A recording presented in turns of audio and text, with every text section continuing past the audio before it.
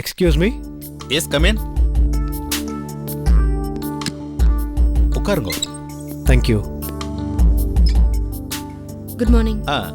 சொல்லுங்க, என்ன விஷயம்? உங்க வைஃப் வைதேகி விஷயமா உங்களை பார்க்க வந்திருக்கோம். வைதேகி விஷயமா? நீங்க யாரு? என் பேர் கண்ணன். சௌந்தரி ஆட்டோமொபைல்ஸ்ல இன்ஜினியரா இருக்கேன். இவங்க மிஸ் கோதை, எங்க பாஸோட டாட்டர்.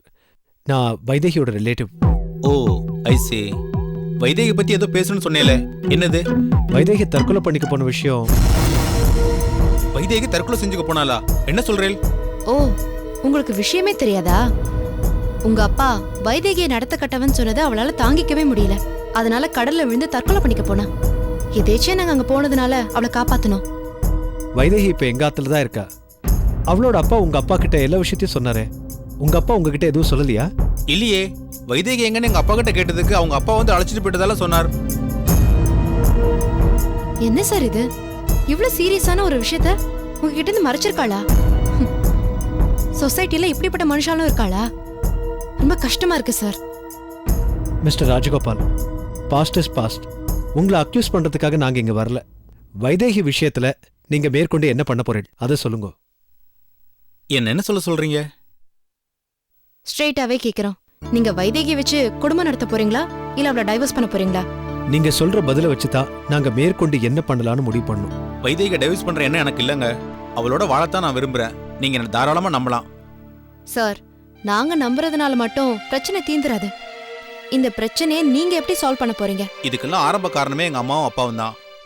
நான் மறுபடியும் உங்கள்கிட்ட பேசி வைதேகி இனிமேலும் உங்க அப்பா அம்மாவோட சேர்ந்து வாழறதுங்கிறது முடியாத காரியம். சரி, இப்போ என்ன பண்ணலாம்னு சொல்றீங்க? நீங்களும் வைதேகியும் தனி கொடுத்தனும் போறதுதான் பெஸ்ட் சொல்யூஷன். தனி கொடுத்தனம் போலாம். ஆனா பெத்தவாளை எப்படி? இத பாருங்க ராஜகோபால், நீங்களும் வைதேகியும் இப்பதான் உங்க வாழ்க்கையை ஆரம்பிக்க போறீங்க. ஆனா உங்க அப்பா அம்மா ஏற்கனவே வாழ்ந்து முடிச்சவா. சோ வாழ வேண்டியவா வாழ்ந்து முடிச்சவாளை பத்தி கவலைப்படுறதுல அர்த்தமே இல்லை. ஒரு பக்கம் பெத்தவா, ஒரு பக்கம் வைதேகி. எனக்கு ஒரே குழப்பமா இருக்குங்க. சார், இதுல குழம்புறதுக்கு ஒண்ணுமே இல்ல. மாட்டு பொண்ணு தான் மகளா நினைச்சு அனுசரிச்சுட்டு போற மாமனார் மாமியாரா இருந்தா நாங்க இப்படிப்பட்ட யோசனையை சொல்லிருக்க மாட்டோம். ஆனா உங்க அப்பா அம்மா எல்லாம் மீறி போயிருக்காளே. அதுக்காக பெத்தவாளை தெருவுல நிக்க வச்சுட்டு வர சொல்லல. அவ தனியா இருக்கட்டும், நீங்க தனியா இருங்க. சார், நீங்க நல்லா படிச்சவர், நல்ல உத்தியோகத்துல இருக்கீள். உங்களுக்கு நாங்க சொல்லி புரிய வைக்கணுங்கிற அவசியம் இல்ல. நம்ம காலத்துக்கு ஒத்து வராத கட்டுப்பாடுகள், சம்பிரதாயங்கள் இதெல்லாம் விட்டுட்டு தயவு செஞ்சு வெளியே வாங்கோ சார். நீங்க சொல்றது நியாயமா தான் படுது. சார், இப்ப நாங்க சொல்றது உங்களுக்கு நியாயமா படும். அப்புறம் உங்க அப்பா அம்மா சொல்றது நியாயமா படும். சோ உங்க அப்பா அம்மா உங்க மனசை மாத்துறதுக்கு முன்னாடி நீங்க ஒரு நல்ல முடிவு எடுக்கிறது நல்லது. நல்ல முடிவெடுக்க எனக்கு கொஞ்சம் டைம் வேணும். அதுக்கு முன்னாடி நான் வைத்தியை பார்த்து பேசணும். தாராளமா நீங்க வைத்தியை பார்க்கலாம். இன்னைக்கு ஈவினிங்கே ஆத்துக்கு வாங்க. வைத்தியை மீட் பண்ணி டீட்டெயில்டா பேசுங்க. அதோட உங்க மாமனார் மாமியாரும் அங்கதான் இருக்கா. அவளையும் பார்த்து ஒரு வார்த்தை பேசிட்டேன்னா இதுல ஒரு நல்ல முடிவு எடுக்கலாம். அப்ப நான் கண்டிப்பா வர்றேன். கண்டிப்பா சாயங்காலம் வந்துருங்க மாப்பிள்ள. ஏன்னா நாங்க எல்லாரும் உங்களுக்காக காத்துட்டு இருப்போம். வைதேகியும் தான். சரி, வரேன். போலாமா? வரோம். ஓகே, நாங்க கிளம்புறோம்.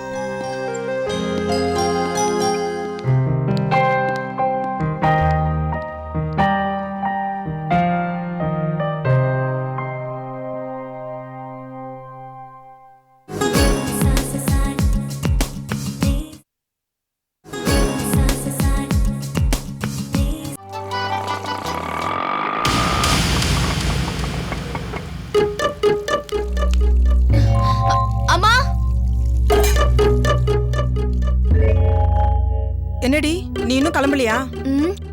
எங்க கிளம்புறது? சகுனமே சரியில்லை. உனக்கு வாய் ரொம்ப ஜாஸ்தி ஆயிடுச்சுடி. எல்லாம் என் தலை எழுத்து. மோகனா, எப்படா இருக்க செல்லம்? இந்த கொஞ்செல்லாம் என்கிட்ட வச்சுக்காதீங்க. உன்னை பெத்த அப்பனா என்கிட்ட உனக்கு என்னடா கோபம்? பதில் தெரிஞ்சுக்கிட்டே கேள்வி கேக்குறீங்க. எப்படி உங்களால மட்டும் இப்படி எல்லாம் நடிக்க முடியுது? இந்த ரெட்டை வேஷத்தெல்லாம் தூக்கி போட்டுட்டு நிஜமான மனுஷனை எப்ப எங்க முன்னாடி வந்து நிக்க போறீங்க? என்னடி இது? எப்ப பார்த்தாலும் அவர்கிட்ட எதிர்த்து எதிர்த்து பேசிட்டு இருக்க. இது கொஞ்சம் கூட நல்லா இல்ல. நீ சும்மா இரு சரோ. என் பொண்ணுதான் என்கிட்ட கோச்சிக்கிறா. கோச்சிட்டு போட்டுமே. மோகனா என் மேல கோவப்படும் போதெல்லாம் எங்க அம்மா என் மேல கோவப்படுற மாதிரி தான் தோணுது. மோகனாக்கு அப்படியே எங்க அம்மாவோட குணம். அவங்களும் இப்படிதான், சின்ன விஷயத்துக்கு கூட மூக்குக்கு மேல கோவம் வரும். ஓ, உங்களுக்கு உங்க அம்மா ஞாபகம் கூட இருக்கா? ஆமா, உங்க அம்மாவது உங்க அப்பாவோட ஒழுங்கா தாலி கட்டி குடும்பம் நடத்தினாங்களா, இல்ல எங்க அம்மா மாதிரியே தாலி கட்டிக்காம குடும்பம் நடத்தி உங்களை பெத்து போட்டாங்களா?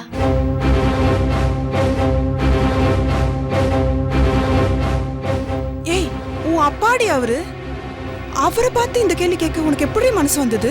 ஆனா அவர் என் அப்பாவை நடந்துக்கலையே, அது ஏன் தப்பா? அன்னைக்கு ரோட்ல ஒரு ரவுடி கலாட்டா பண்ணப்ப கூட கண்டு காணாம தானே நின்னுட்டு இருந்தாரு. முதல்ல இவர் உன் கழுத்துல தாலி கட்டி உனக்கு புருஷன் ஆகட்டும், அப்புறம்தான் எனக்கு அப்பா. தாலி கட்டாம வாழ்ந்துட்டு இருக்கிறது என் தலையெழுத்துடி, என் விதி. நானும் சம்மதிச்சுதான் அவர் கூட இந்த வாழ்க்கையை வாழ்ந்துட்டு இருக்கேன், உன்னையும் பெத்திருக்கேன். அது என்னோட தப்புடி. அவரை குத்த சொல்லி என்ன பிரயோஜனம்? இவ்ளோ நடந்ததுக்கு அப்புறமா இந்த மனுஷனை விட்டு கொடுக்காம பேசுற பாரு. உன்ன மாதிரி பொம்பளைங்க இருக்கிறதுனாலதான் இந்த மாதிரி ஆம்பளைங்க இன்னும் வாழ்ந்துட்டு இருக்காங்க. நான் வரேன். மோகனா, மோகனா, அவ பேசுனது எதுவும் மனசுல வச்சுக்காதீங்க. நீங்க வாங்க.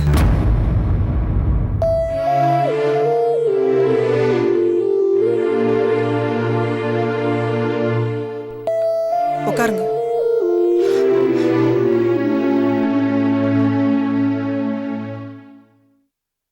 என் பொண்ணு மேல நிறைய பாசம் வச்சிருக்கேன் சரோ. அவளுக்கு அதை எப்படி நான் புரிய வைக்கிறதா எனக்கு தெரியல.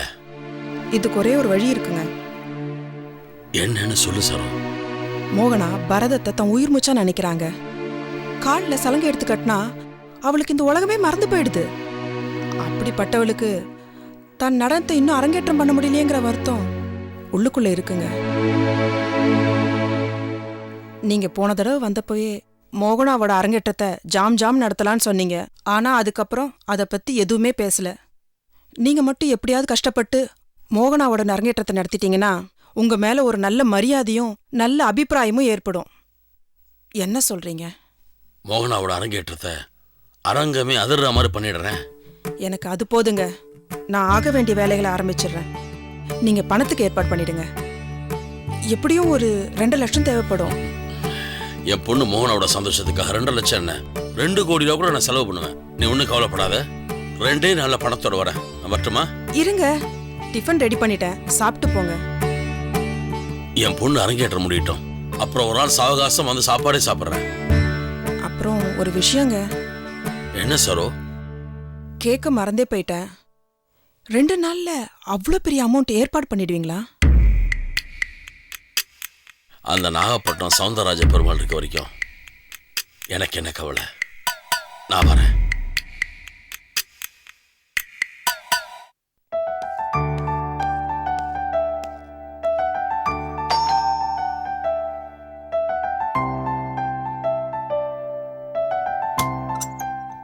வாங்க வாங்க வாங்க வாங்க. ஹாய் கண்ணன், எப்படி இருக்கீங்க? நல்லா இருக்கேன் மாமா.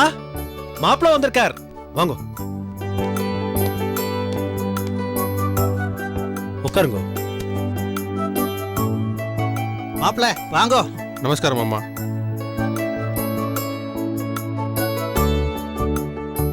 மாப்பிள்ள, இதான் எங்க அம்மா. நமஸ்காரம். நமஸ்காரம். உட்காருங்க உட்காருங்க.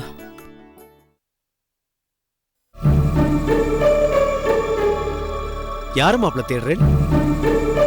வைதேகி தானே? அம்மா, வைதேகி எங்க? இங்கதானே இருந்தா. வைதேகி, வைதேகி, வா, உங்க ஆத்துக்கார் வந்திருக்காரு பாரு. போய் பேசு. வைதேகி, நான் சொன்ன மாதிரியே உன் புருஷனை உன்கிட்ட கொண்டு வந்து சேர்த்துட்டேன். இனிமே அவர் பாடு உன் பாடு. அவரை பத்திரமா உன் முந்தானில முடிச்சு வச்சுக்க வேண்டியது உன்னோட பொறுப்பு. என்ன மாப்பிள்ள, நான் சொன்னது சரிதானே? டேய் கண்ணா, போருண்டா. நேரங்காலம் தெரியாம பரிகாசம் பண்ணிண்டு. அப்புறம் மாப்பிள்ள, ஆத்துல அப்பா அம்மா சௌக்கியமா இருக்காளா? இருக்கா. நீங்க எல்லாரும் இவ்வளவு நல்லவளா இருக்கேள். உங்களெல்லாம் தலை நிமிர்ந்து பார்க்கறதுக்கே எனக்கு வெக்கமா இருக்கு. என்ன மாப்பிள்ள, என்ன இப்படி எல்லாம் பேசிட்டு இருக்கேள்? உங்களை பத்தி எனக்கு தெரியாதா? இல்ல மாமா, எங்க அம்மா அப்பா பண்ண தப்புக்கெல்லாம் நான் அவங்க எல்லார்கிட்டயும் மன்னிப்பு கேட்டுக்கிறேன். பெரிய வார்த்தையெல்லாம் பேசிட்டு இருக்கேளே, விடுங்க. அவா சுபாவம் அப்படி. 5 விரலும் ஒன்னாவா இருக்கு. நானும் ஊர் உலகத்துல எத்தனையோ மாமனார் மாமியார பாத்திருக்கேன். ஆனா இந்த மாதிரி ஈவேர்க்க இல்லாதவாள நான் பார்த்ததே இல்ல. மாமி நீங்க சத்த சும்மா இருங்கோ. பாவம் அவரே நொந்து போய் வந்திருக்கார். சரி, ஆத்துக்கு வந்த மாப்பிளையே எவ்வளவு நேரம் தான் உட்காந்து வச்சு பேசிட்டே இருப்பேள். அவருக்கு காஃபி குடுக்கணும்னு கூட யாருக்கும் ஐடியாவே இல்லையா? கண்ணா, நான் கொண்டு வரேன். இருங்கம்மா. வைதேகி, நீ போய் உங்க ஆத்துக்கார காஃபி போட்டு எடுத்துட்டு வா போ. வைதேகி, இன்னைக்கு நம்ம எல்லாருக்கும் சந்தோஷமான நாள். அதனால மாப்பிளைக்கு காஃபில நிறைய சக்கரை போட்டு கொண்டு வா. காஃபில அதிகமா சக்கரை போட்டா அவருக்கு பிடிக்காது. அடேங்க அப்பா, ஆத்துக்கார மேல என்ன கரிசனம்? இப்படிப்பட்ட ஆத்துக்காரர் தான் விட்டுட்டு தற்கொலை பண்ணிக்கலாம் நினைச்சியாக்கோ?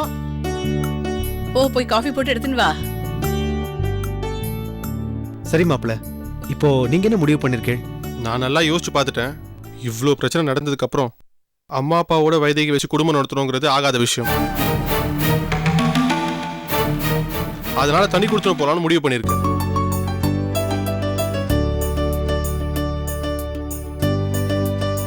ரொம்ப சந்தோஷம். ஆனா தனி கொடுத்துன போறேன்னு பெத்தவாளை நடு ரோட்ல விட்டுறாதீங்க. அது பாவம்.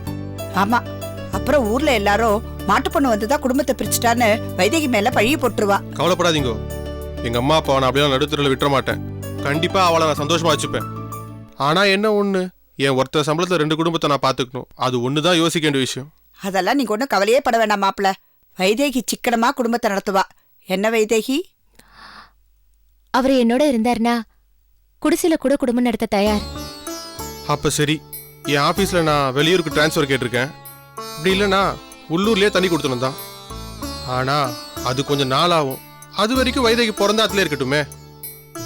வந்து மாப்பிள்ள. என்ன மாமா?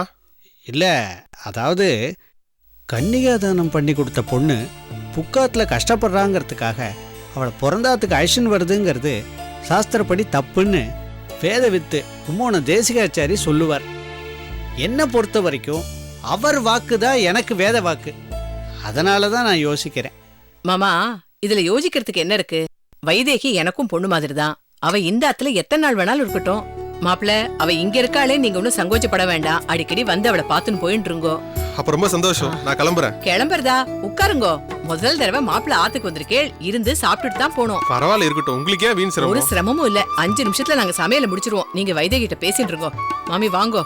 உங்க மாப்பிளைக்கு என்ன பிடிக்கும்னு உங்களுக்கு தான் தெரியும். நீங்க சொல்லுங்க, என்ன மெனு பண்ணலாம்? அப்புறம் மாப்பிள்ள. மாமா, செத்த கண்ணன் அழைச்சிட்டு உள்ள வாங்களே. இதோ வந்துட்டேன்.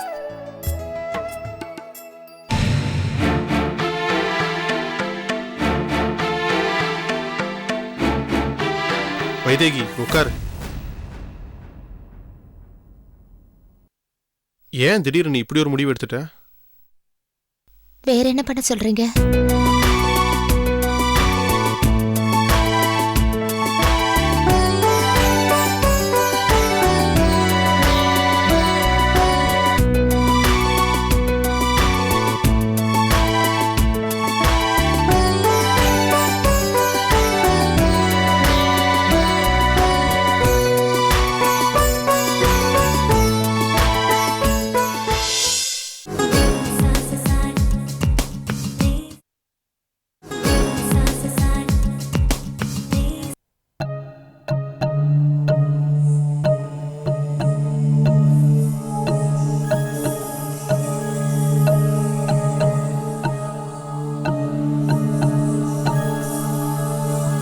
இவ்வளவு மோசமான குடும்பத்தில் சம்பந்தம் வைத்தால் நான் வேதத்தை மீறியவனாவேன்.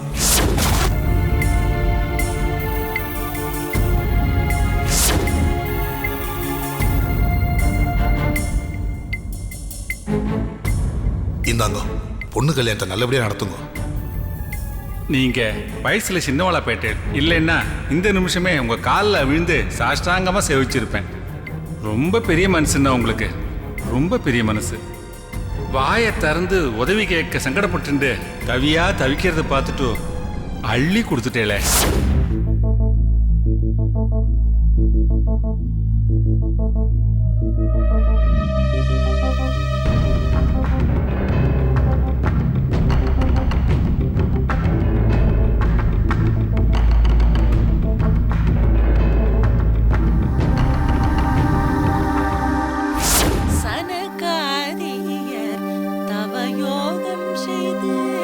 சனகா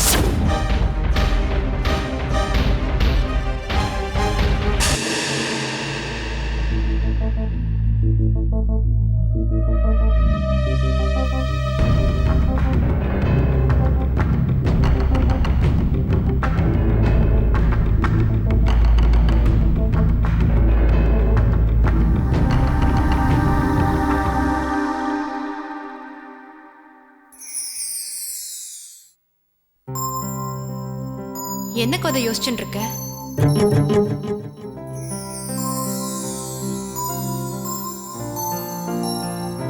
கஷ்டப்படுறவளுக்கு உதவி, கடவுள் மேல பக்தி, பெத்த குழந்தைகள்கிட்ட பாசம் காட்டுறவா எப்படி வேதத்தை மீறினவளாவா? அத்திம்பேர் அந்த நரசிம்மன்ட்ட ஏன் அப்படி சொல்லணும்? அப்பாவும் அம்மாவும் அப்படி என்ன வேதத்தை மீறின தப்பு பண்ணிட்டா? உங்களை சந்திச்சதுல எங்க மனசுக்கு ரொம்ப சந்தோஷமா இருக்கு. என்னவோ தெரியல, உங்களை அடிக்கடி வந்து பார்க்கணும்னு தோன்றது. வரலாமா? தாராளமா. 1 2 3 4 5 துப்பட்டா எங்க? கோத இஸ்திரிக்காரன்ட்ட துப்பட்டா கேளுமா, விட்டுட்டான் குடுக்கறதுக்கு. கேக்குறேன், நான் கொஞ்சம் வெளியே போயிட்டு வந்துடுறேன். இன்னைக்கு உனக்கு லீவ் ஆச்சே? இல்ல, எனக்கு தெரிஞ்ச ஒரு பெரியவரை போய் பார்த்துட்டு வந்துடுறேன். சரி, ஜாகிரதையா போயிட்டு வா. சரி. ஏய் கோத, சாப்பாட்டுக்கு வருவியா இல்லையா? வந்துடுவேம்மா. சரி, வரேன்.